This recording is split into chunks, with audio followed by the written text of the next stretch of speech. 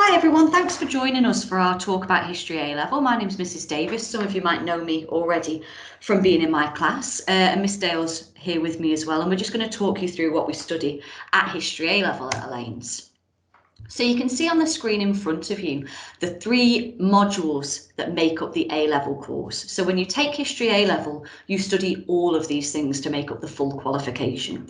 The first two bullet points are the examined parts of the course, and they're worth 40% each of your final grade. And the final section is the coursework, or the NEA as we call it at A-Level, and that's worth 20% of your final grade. So Miss Dale's going to speak next, and she's going to tell you a bit more about her module, which is the Sun King Louis XIV. Okay, so for my unit then, we study a central figure who was Louis XIV, who came to power at just the age of 4 and reigned all the way through to the age of 76. And I think currently he still remains the longest serving monarch in history. Okay, so we look at how he took France from what was a very weak and vulnerable state. It was plagued by religious civil wars post-Reformation. And he turns it into the epitome of an absolute monarchy. So it's really the greatest example of an absolute state in history. Okay, so we're going to look at how he achieved that, and mainly we'll start with looking at the Palace of Versailles, because that's a physical representation of absolutism. And in the palace, he fills it full of his imagery and fills it full of his symbol, which is the sun, because everything revolves around the sun. So everybody at the court revolves around Louis. Now, it's not fully operational until 1682, at which point 10,000 people are living at Versailles, okay, 4,000 of which are the highest nobles in France. Louis creates this state whereby everybody wants to emulate him.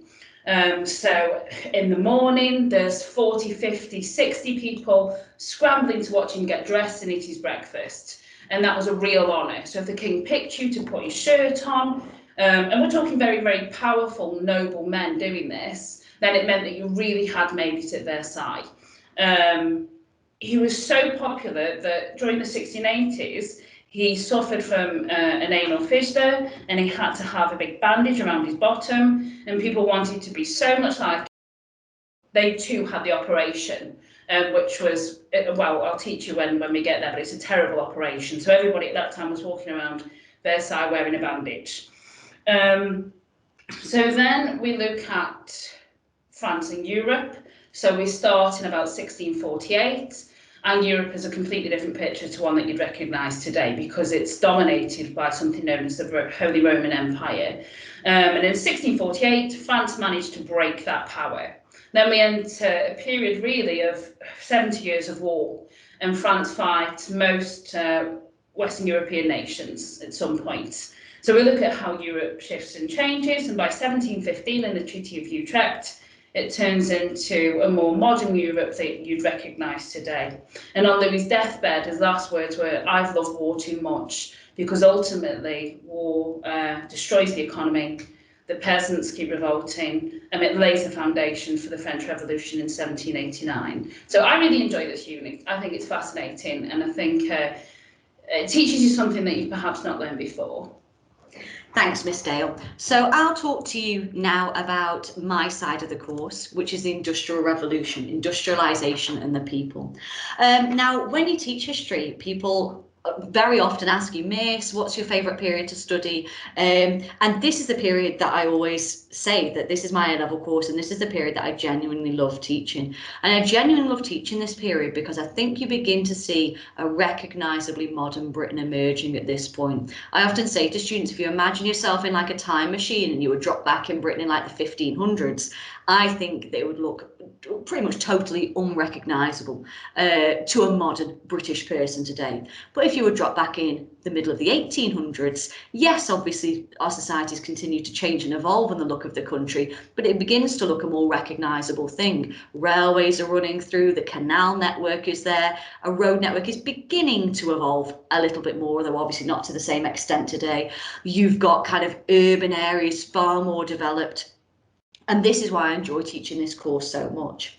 So it is a story of industrial change, but don't be too concerned that you're going to spend like 2 years looking at kind of like new inventions in the cotton mills. We do have to talk about kind of economic shifts, but what I think is fascinating is the way that this begins to have an impact on wider society. So this course is very well named, in fact, Industrialisation and the People, because we look at how this industrial shift begins to affect the people of Britain as well. So this involves us touching on wider themes. Perhaps one of the most notable themes is the political change that this now engenders.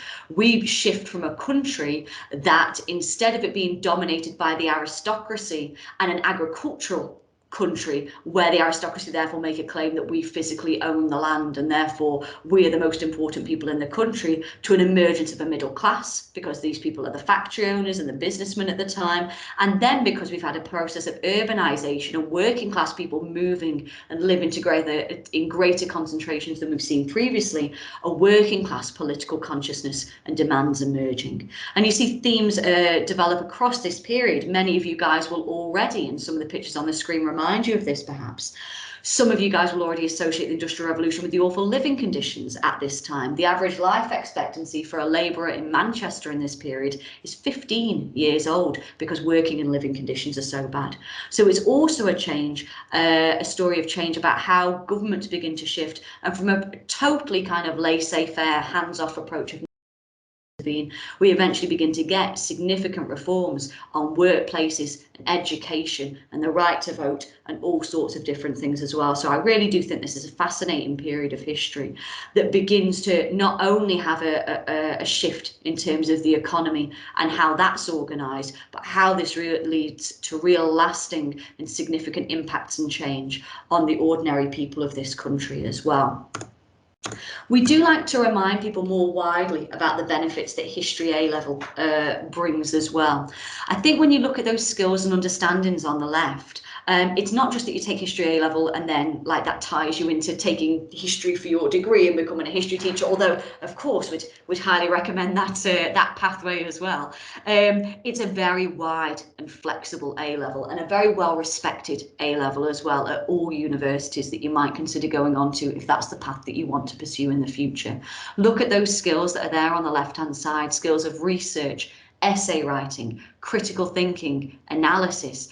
Those are transferable to so many different degree courses. I've had students in the past go off to study things as diverse as, yes, things like history, politics, English, like you might expect.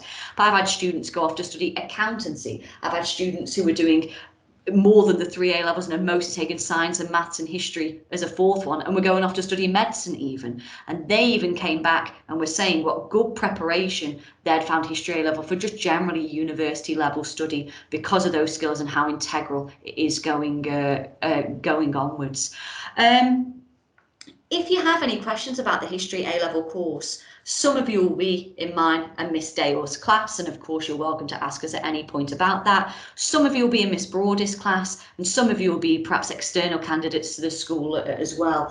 If anyone wants to contact me via email, my email is j.davis, which is IES at the end of Davis, @allaines.staffs.sch.uk, or by all means, if you listen to this as an external, just send an email for my attention to the main office address, and I'll get back to you. And the same if you're a candidate within the school but you don't get taught by me or Miss Dale. It's a bit difficult to find each other at the moment, isn't it, with lockdown? Get an email to me, get a message to me somehow, and we'll happily answer any questions. So we hope to see lots of you next September, and thanks very much for your time listening to our talk. Thank you. Goodbye.